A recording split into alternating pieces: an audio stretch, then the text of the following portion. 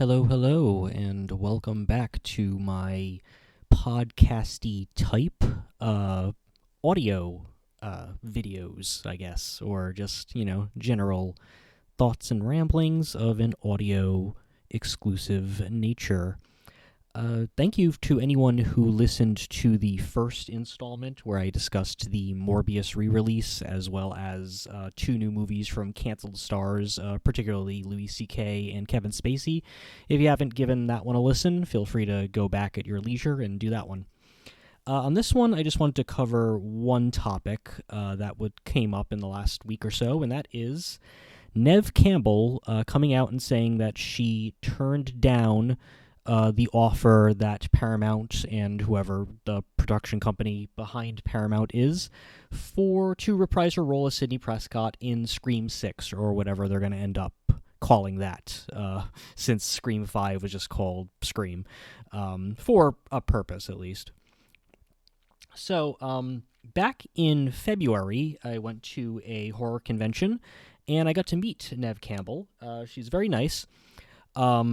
And she, during the Q&A, people obviously asked, because the Q&A or that convention happened right around the time that the green light for a sixth Scream came out.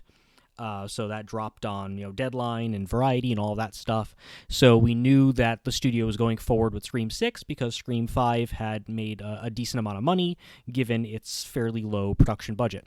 I think they'd even at that point had the location, while the previous Scream was filmed in Wilmington, North Carolina, a few hours away from where I am. This one was going to move up to Canada, I assume, for other budgetary reasons. But someone at the Q&A had asked her, we heard this is coming out. Are you going to come back as Sidney? And her answer at that time, and again, this was back in February, was that she had been approached, but she had not seen a script. She claimed that the script had not been finished, but when it would, she would read it and decide. Now, people were like, hey, if this thing is already in pre-production, if it's been already greenlit and they're approaching people, chances are there is a finished script out there. Maybe it's not the final draft of what they're going with. Obviously, they can still revise. I mean, lots of scripts are revised even in production, let alone pre-production. But it seemed like she was sort of hedging a little bit, and that was something that a lot of people picked up on, that she was sort of hedging. It wasn't like a absolute yes. It wasn't we'll see. It seemed like there was a little bit of reticence there. And then last weekend, I want to say, from when I'm recording this, Neve Campbell was at a convention in Los Angeles. Obviously, I wasn't at that one, but she was there, and so were like Skeet Ulrich and Matthew Lillard and Jamie Kennedy, so a bunch of the Scream people were there. And so obviously people there were asking her, hey, you're going to be in Scream 6, because now I think production's probably not too far away now if they want to release it in the first quarter of 2023. And apparently she came out and said that no, she won't be in it. Obviously, that news spread through the horror sphere, Twitter and horror movie websites and all that stuff. And so I had first heard it from Master Chaos, his YouTube channel. He's a YouTuber who mostly focuses on physical Blu-ray and 4K releases and stuff. And he's also a director of like really low-budget films. But I like his channel, and he had been there, and he said, that she had said it like a Q&A or maybe in line when people are asking her when they're getting their autographs and stuff. Hey, you're going to be in Scream 6, and she was saying no. But once that news broke, a few days later, Neve Campbell released a full statement where she basically gave that her reason wasn't creative differences, which is, I think, what we all first thought, that maybe she read the script and didn't like it.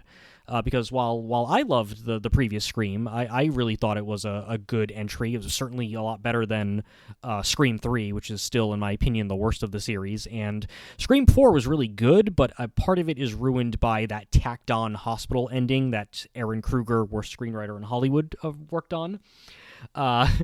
Where, the people are getting hit with bedpans and they're using like defibrillators on people's heads, whatever. The original ending of Scream 4, as written by Kevin Williamson, was a bit more that Jill, the niece of Sidney Prescott, after she thinks she's killed Sidney, she goes to the hospital. She's thought of as like a hero, but she finds out that Sidney's not actually dead, and that was going to set up a different Scream 5 at the time. where like the whole media thing behind Jill is that she's the new final girl and all that stuff. And I thought that would have been a different, more bold, better ending than the bullshit that the Weinsteins and Aaron Kruger came up with. In fairness to Aaron Kruger, even though he may be the worst screenwriter in Hollywood, he is one of the 3 credited screenwriters on the new Top Gun Maverick, which is a pretty good movie. But I doubt that much of what he wrote is actually in that, since he is the first chronologically credited screenwriter of that. So I'm pretty sure that was heavily rewritten by Chris McQuarrie and some other people. So I doubt we can give most of the good qualities of that film to Aaron Kruger. He probably came up with the worst part of the movie, which was the romantic storyline that doesn't work.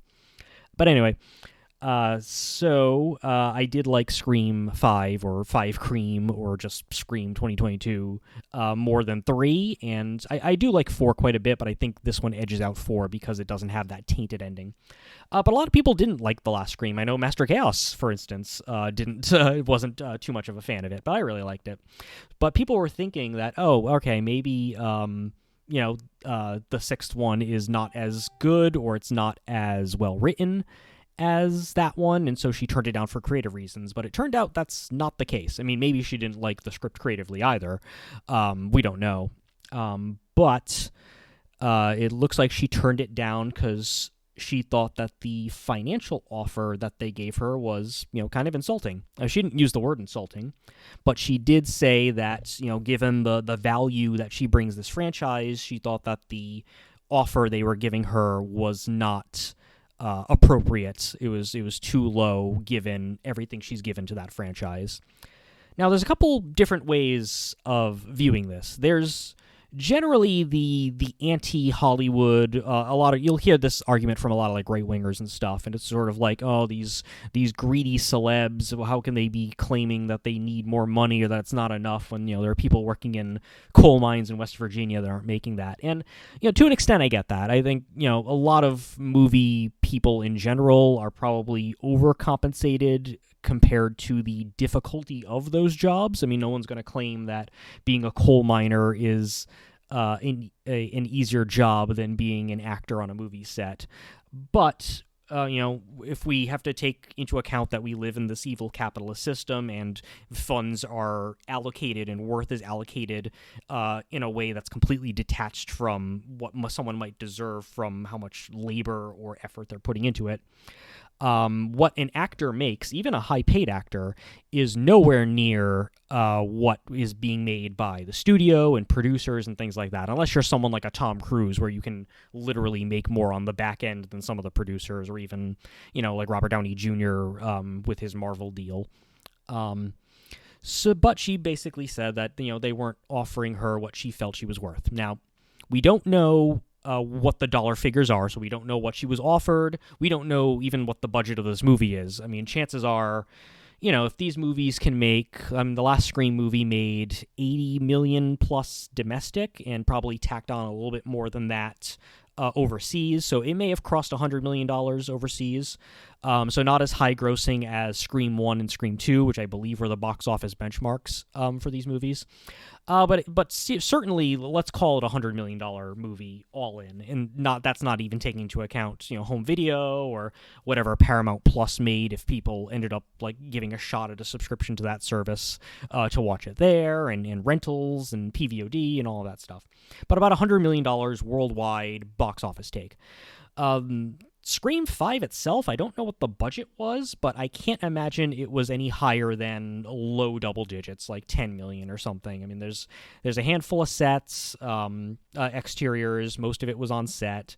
There's no hugely expensive big stars in it. I mean, obviously you have your legacy characters, your Neve Campbells, your Courtney Cox, your David Arquette, but none of them are huge multi-million-dollar paychecks there. And then you had a bunch of up-and-coming new actors, like Jack Quaid and stuff, but they're still not pulling in huge salaries. So, and also it's to be said that in Scream 5, but I'm probably going to go a little bit into Scream 5 spoilers, so if you haven't seen that yet, you might want to skip this and come back to it when you've seen it. But in Scream 5, Sidney Prescott, Neve Campbell, she's not a huge part of that movie. She's in one scene in the first act, and then she mostly isn't in there until the end of the second act and all of the third. She's definitely not the focal point of that movie. So she's basically a supporting character in that. It's more than a cameo, certainly, but it's still a supporting role. And the rumor, at least the rumor based on, I believe, Jamie Kennedy, he has a YouTube channel where he's a little bit rambly and kind of weird, but he made a video about this topic, and he has some good points in there between the rambling, but he seems to, he claimed, and I don't know what his knowledge is since Randy's dead, he died in Scream 2, so I don't know if he was approached, if he's seen the script, but he claims that in the script that they were going with, that Sidney Prescott was a major part of what Scream 6 was going to be. So it may have been also a step up from a supporting role in Scream 5 to a more full-on leading role in Scream 6. I mean, we don't know. And if that's the case, then certainly whatever she was paid for Scream 5 should go up in Scream 6 if the role was there. There's also the chance that they offered her money for Scream 5, which she obviously took because she's in that movie, and maybe they tried to offer her less in this movie. We don't know. So there's a couple of X factors in here. We don't know what the budget of the new movie is. Probably higher than Scream 5, I would assume, but still fairly low, my guess. But we don't know what the budget is. We don't know what Neve Campbell was offered that she turned down for this movie. We don't know what she was paid for the last movie, which she obviously took with the caveat of, a supporting role worth of screen time. And we also don't know how big of a role Sidney was going to play in Scream 6. I mean, if the role in Scream 6 was going to be as little as it was in Scream 5, where she has, maybe 20 minutes of screen time in a 90-plus minute movie, then, that's different than if she was going to be, the actual lead role like she is in, Scream 1, Scream 2, and Scream 4. Scream 3, she only filmed for like 2 weeks because she had scheduling stuff. She's actually not in Scream 3 all that much, if you remember. I haven't watched Scream 3 in a while because I really hate that movie. I try to consider it non-canon, and given some of the stuff that we learn in Scream 5, like they mention, like it all started with Billy. It all started with Billy Loomis. So there's no mention of Roman Bridger, her half-brother, at all. So the only real tie to Scream 3 in Scream 5 is Randy's sister, Heather Matazzaro, which is totally fine. Even if I pretend that Scream 3 isn't canon, Heather Matazzaro as Randy's sister is totally fine. But they also mention that Sidney is now married to someone named Mark, and that is, I believe, the Patrick Dempsey role. He played the cop, or the main cop in Scream 3. So, that's really the only thing that sort of breaks my effort expended toward the illusion that Scream 3 is not canon. But she's actually not that much in it. And then I guess you could consider her more of a supporting character in Scream 4 as well. I want to say that some of the other plot lines are given more of a role there. So in a way, you could also say that the Sidney Prescott character has been weaned off of being the main character or the focal point of a lot of these movies. I mean, plot-wise, Sidney is certainly the plot focus of Scream 3 when you find out that the killer is her half-brother and the whole reason behind it. So she's still the plot focus, even if she's not the raw screen time focus. And then certainly Scream 4 with it, one of the killers being her niece, who's a little bit jealous of her fame and everything, and certainly it's there. It's really this fifth one where Sidney's not the focus. The focus is, these toxic, like, Midnight's Edge type fanboy and fangirl who want to save their franchise from Rian Johnson. That's sort of the crux there. So you could say, I mean, I don't know what direction they're going with Scream 6. I have no inside knowledge of what this movie is going to be like. But going forward, these movies don't need to surround Sidney Prescott. They don't need to be. In the universe of Scream, there's already 8 stab movies, so people can be so huge fans of these movies that they don't give a shit about the real people. It'd be like if there were more than 2 Town That Dreaded Sundown movies. That first movie is based on a real event, loosely at least, but anybody who's a huge fan of those movies doesn't necessarily have to care about the real people who were involved. I mean, granted, it was based on murders from the 1950s, so a lot of the people involved, even if they weren't a victim of that killer, are probably dead at this point, as opposed to in the Stab universe where Sydney and Gale are still alive and everything. So that's a thing to think about, is that Sydney's not necessarily needed for any more stories going forward. And if it weren't for Dewey getting killed in Scream 5, this is where that spoiler comes in, Sydney would have never come back to Woodsboro anyway. She would not be a point of this. So, that's the only reason she's back. I mean, otherwise she would have stayed wherever else she lives. I mean, I assume Woodsboro is technically in California, so I assume she lives somewhere else in California, especially if her husband is a cop in California. Well, her husband, I mean, if we take Scream 3 as canon, which I'm reticent to do, then her husband is a police officer in the greater Los Angeles metro area. And Woodsboro, I believe, is supposed to be in Northern California, so it's a couple hours drive. But I mean, in Scream 6, I mean, if there's another Ghostface killer and she has no reason to come back, aside from, if Gale gets killed or something, she could just easily, take her family to Acapulco and wait for the whole thing to blow over, So I'm not sure how much she was going to be involved with Scream 6, and I guess the other thing, before I get into some other stuff here, is that does a Scream movie even need to follow these legacy characters anymore? I mean, we'd like to see them, sure, but there are plenty of ways where it makes sense within this universe that a couple of crazy people will put on a Ghostface mask and want to kill people because they're inspired or interested in the Stab movies, or they just use the Stab guys as an excuse to get their personal revenge out of the way or something like that. It's very believable that in this universe, someone would go crazy and wear a Ghostface mask and kill people, even if they don't care one lickety-split shit about Sidney Prescott. So, story-wise, I'm not too worried about Sidney Prescott not being involved as a character in Scream 6. And I think Courtney Cox has already signed on, so I believe Gale will be back. Besides that, I'm trying to think if there's any other legacy characters that are still alive. I mean, there's not of the major ones from Scream 1, I don't think. But there's other characters in Scream 2, Scream 3, but I prefer not to. And I know Kirby from Scream 4, fan favorite, they've decided to sort of retcon it and say that she's alive. They did a little Easter egg in Scream 5, and she's going to be back for Scream 6. So I'm looking forward to that, because I always liked that Kirby character. She was basically just the female Randy before Randy's niece in Scream 5. At some point, just the entire cast is just going to be all movie geek Randys, which is kind of the way the last one was, to be quite honest, but that's neither here nor there. But as far as the salary thing specifically, Neve Campbell, first of all, she's not just one of these people who is a Scream queen and she mostly just sticks to horror movies.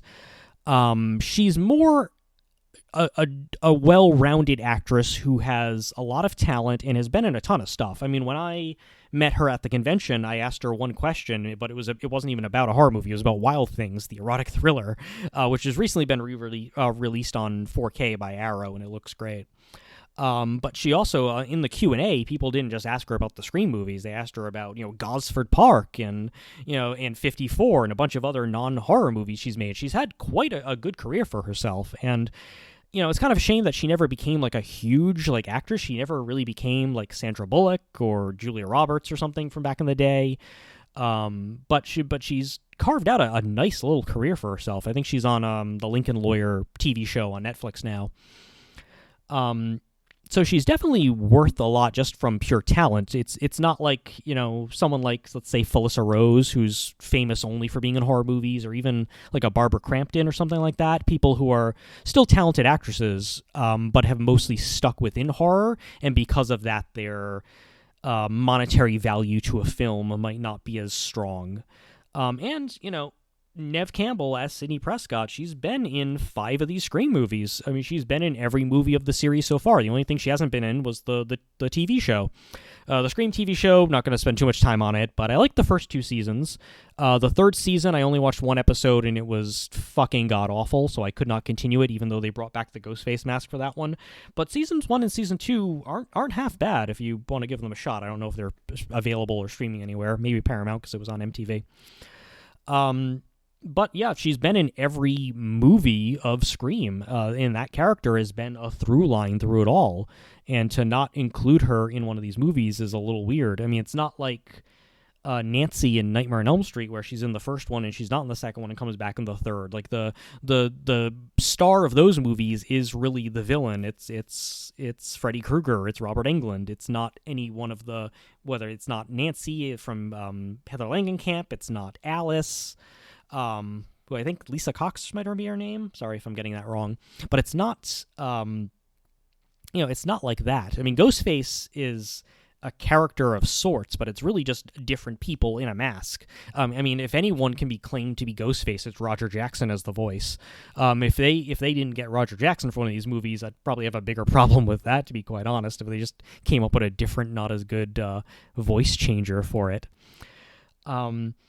But she's the longest running character from sequel to sequel to sequel who's not the main villain in any horror series that I can think of. If you can think of a different one, because even if we think of like Ash from Evil Dead, he's in 3 movies and 3 seasons of a TV show, so not even Ash really. I guess because of the TV show lasting 3 seasons, Ash might be in more hours of Evil Dead than Sidney is in hours or minutes of Scream.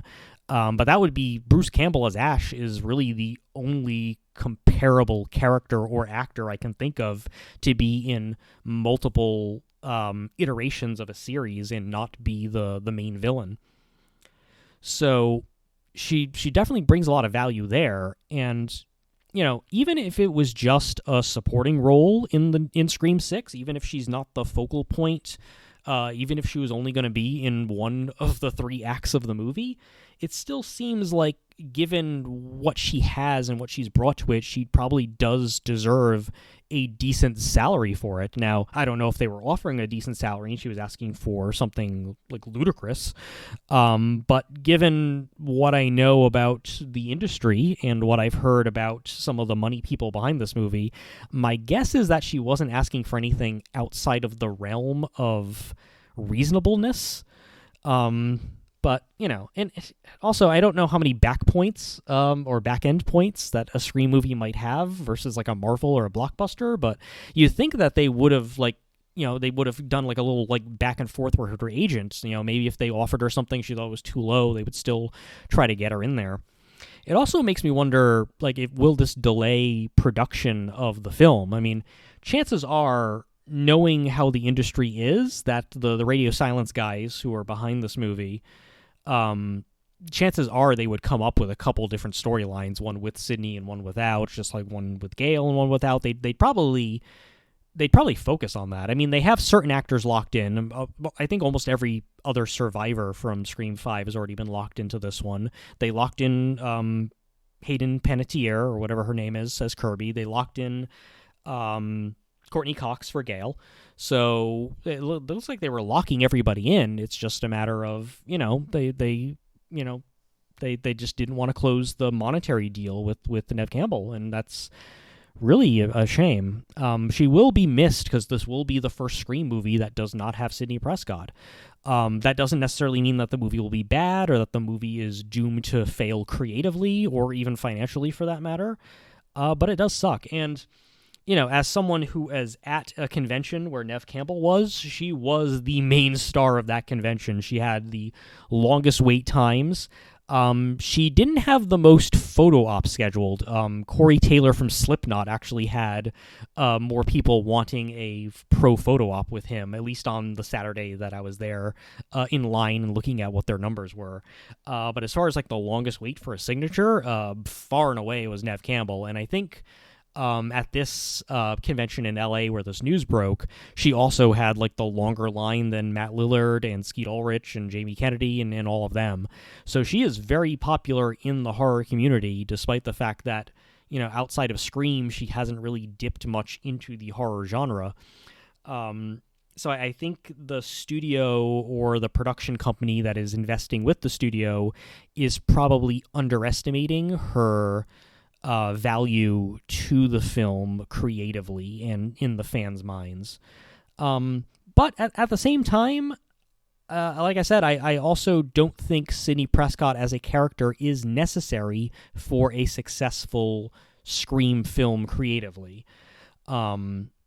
Also, I guess there's also the thing that the fact that they were making Scream 5 a tribute specifically for Wes Craven with the 4 Wes in the party and everything, that something like that might have also convinced Neve Campbell to join Scream 5, even though they lowballed it, as opposed to where Scream 6 is now just kind of going, blazing its own trail outside of the Wes Craven shadow.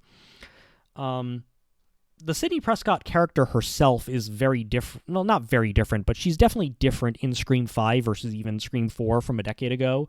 And it seemed like both Neve Campbell and Sidney Prescott are just kind of tired of this. And so there's also that, too, where it's like Neve Campbell seems to really enjoy meeting the fans. Like, it seems like everyone who came up to her for an autograph, she always wanted to know what their favorite Sidney Prescott quote was. So she seems to be very interested in the fans and the fan response and what the fans have latched onto from what she's done in these films. But she herself might not necessarily find these the most artistically fulfilling roles that she can play. During the Q&A, she mentioned, she originally trained as like a classical ballet dancer, and she mentioned some of these other movies that maybe she got more creative satisfaction from than the Scream movies themselves. Even though Scream is probably going to be still the most famous or the most prominent thing that will be tied to her because she has played this character 5 different times now. But it may all just be that, she did 5 on a lark because it was the Wes Craven scenario or the Wes Craven tribute, and now she wants a little bit more and the studio's not budging, and it is what it is. But I don't think it capsizes Scream 6's ability to be a good movie. I mean, we'll see going forward. It could be as good as the good ones, or it could be as a huge fucking piece of shit as Scream 3 was. I don't know. But I guess we'll see. But I do think without knowing figures and dollars and cents and budget and profit margins and what her role would be and all that stuff, just from my guess and what little I know about this upcoming movie based and combined with the stuff I know about how Hollywood works, she probably should have been offered something a little bit more for this movie than whatever they threw at her. That's just my 2 cents on that. But I wanted to kind of talk through this a little bit. I guess I'll end this with just a little a fun thing about when I met Neve Campbell. So, met her on the Saturday of this convention. I don't think she was there on the Friday night. She was just there the Saturday and the Sunday. So on the Saturday, I booked one of the pro photo ops with Neve Campbell, and that the pro photo ops are basically they have a professional photographer. You take a picture with the person in front of in this case it's a green screen. Not every convention does like a green screen or replaces the background with something fun, but this one did. The background was from the opening of Scream with Drew Barrymore hanging from the tree in the background kind of thing. But you go there, you line up, you take the photo, and then you walk out, and the whole thing takes like 5 seconds for the photo itself. And then they print it out, and some conventions will give you a digital copy for free, so you can post it on all your socials and everything, and some don't. This was a convention called Mad Monster Party. They do give you the digital for free, and they give you one printed out copy. Any additional printed out copies would be extra. I recently went to a convention called Carolina Fear Fest. It was the 3rd year they've had that. Not consecutive because COVID broke it up for a little bit there. But they don't give you a free digital copy, which I think is pretty shitty of them. So I ended up just getting my physical copy, and then I just put it on the scanner, which isn't as good as getting a clean, digital copy of it. But what are you going to do? I wish Carolina Fear Fest would give you a free digital like Mad Monster and Days of the Dead do, because of the 3 major horror conventions I've been to, Carolina Fear Fest is the only one that doesn't include the digital for free. Even I went to a sci-fi convention. It's now called GalaxyCon. It was called something else prior, but even they had digital copies of photo ops, but neither here nor there. But anyway, I was in line for the photo op with Neve Campbell, and the line to get a signature from her, which is a completely separate thing, that was already like an hour and a half, 2 hour wait, maybe even longer. It would have taken like the whole day to wait in there. So since I was there with my fiance, we decided to divide and conquer, where I was in line for the photo op because I have to be, and then my fiance waited in the line for the signature. Now, obviously, a lot of people who were waiting in line for the signature also had purchased photo ops that day. So a lot of them left the line. I think they were given like vouchers or coupons so they could get their place back in line after the photo op. But regardless, my fiance was waiting in the signature line.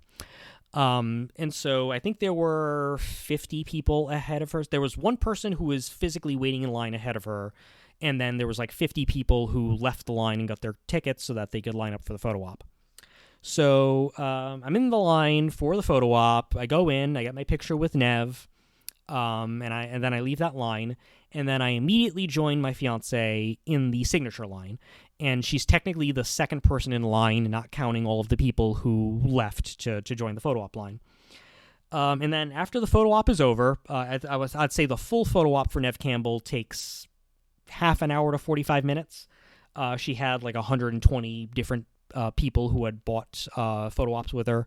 Sometimes in the photo ops, you're allowed to have, I think, like up to 4 people in there with you at a time. So it's not just one-on-one. Sometimes it'll be like a couple or, some parents with their kids and things like that. But so I'm waiting in line with my fiance, and there's one guy ahead of us physically in the line, because after I took my photo op, I just ran and joined her. And I see her table, Neve Campbell's table, of the different photos that she has available for her to sign. Most of them are 8x10s. That's going to be the normal dimensions. They're these 8x10, glossy or matte photos. And then occasionally, some stars will also have larger like posters or something that will be like an extra upcharge for the signature. And they had one left of the particular photo that I wanted to have signed, and it's a 3 photo. It's from the end of the first Scream, and it was Neve Campbell, Jamie Kennedy, and Courtney Cox. So the 3 of them. It's basically after Billy Loomis has been killed. It's right as Sidney's father bursts out of the closet, and it's like that final jump scare before they rip the tape off the dad's mouth and the music cue starts. That was the only one left of that one. They had some other photos. There was a lot of, as I recall, there were a lot of 8x10s from Scream 3, which I obviously didn't want signed because I hate Scream 3. There were some from the new movie. There was like 1 or 2 from Scream 2. I don't think I saw any from Scream 4, but I don't quite remember. And then there were a couple posters. Most of the posters were from the new one. But the person, after the photo op was over, Neve Campbell comes back to the table, and rather than wait for the people who left and got their ticket to come back, they decided to just let the people who were right there lining up just go ahead and start. And I guess they would let the people with coupons cut in as they filtered back. So the guy ahead of us, he went and he didn't pick the photo I wanted, so he picked a different one to get signed. And so I picked up that last photo I wanted, and I was able to get it signed from Neve Campbell. Her prices were on the higher end of people at these conventions. I'd say the most common prices you'll see at conventions are $40 for a signature and selfie, or $60 for a signature and selfie. Those are the most common price points.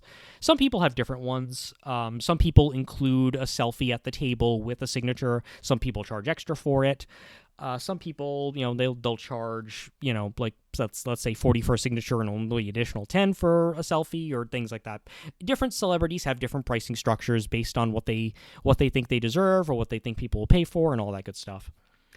Oddly enough, the 2 people who have charged the least amount of money for a signature and selfie, one was Sid Haig, the late Sid Haig. He only charged $20 for a signature and selfie. And Joe Bob Briggs, who did not charge for selfies at all and only charged $10 per signature. So the least greedy, I guess, of all signatures. And I know we're talking about like salaries and what people think they're worth and what they charge and everything. So this is kind of valid to the general conversation as a whole. But the least greedy, or the least expensive gouging were Sid Haig, the late Sid Haig, may he rest in peace, and Joe Bob Briggs. So that's that. So Neve Campbell was on the higher end. A signature and selfie combo was $100 flat. So I paid that. And so I got her to sign it. She asked me was there a particular Sydney quote I wanted, so I chose "Fuck you, you cretin" from Scream 1, only because that's always stuck in my mind. Like, even when I first saw the original Scream when I was 13 years old, I saw it in January of 1997. It came out on December 20th of 1996, same day that Beavis and Butthead Do America came out. I saw the Beavis and Butthead movie opening night. It was only after a couple weeks where Scream got really good legs and really good word of mouth that I finally saw it, and I loved it. And I've seen it, 50, 100 times since then. But her just saying, "Fuck you, you cretin," into the phone call during her first phone call with Ghostface, who in this case it was probably Billy Loomis, that has always stuck in my mind. So I asked her, "Do you mind writing this?" And she kind of like laughed and was like, "No, I don't mind." Then I asked her my question about Wild Things, and then I took the selfie and went on my merry way. But the thing is, Neve Campbell, because she is so popular from these Scream movies, she can charge $100 for a signature and a selfie, and no one's going to bat an eyelash. If they want to meet Neve Campbell, they're going to pay that. And so, she was there Saturday and Sunday. Hundreds of people met, so she probably made enough money there to, put her kid through college. And that's just one convention. And she's clearly like doing a lot of these conventions when she's not filming her TV shows and stuff. So she's very much in demand and wanted by the horror community. And so that's just another window into what value she brings this franchise and why she probably thinks, if you're not offering me all of this money to come back when, I can have the easy job of taking photos with fans and answering fan questions and signing my name hundreds of times and make as much money as you're offering me here, then why wouldn't I just do that? So just a thing to think about there. That's just a couple of my thoughts on that. When I thought about doing these audio only videos or these audio only uploads, I thought they'd end up being shorter, but I'm still rambling for like over half an hour in all of these. I just wanted to sort of talk about this little topic. So thank you for listening. If you like what you hear or you like the things I talk about, feel free to like, share, subscribe, all that stuff. Follow me on Letterboxd for my full-length movie reviews. Follow me on Twitter if you want a little bit of politics mixed in with your movie stuff. And if you have any ideas or requests for things that I talk about in these type of videos, since they're a little bit faster for me to do, feel free to drop those in the comments, and maybe I'll take you up on it. But thank you, everybody, and I hope you have a wonderful day.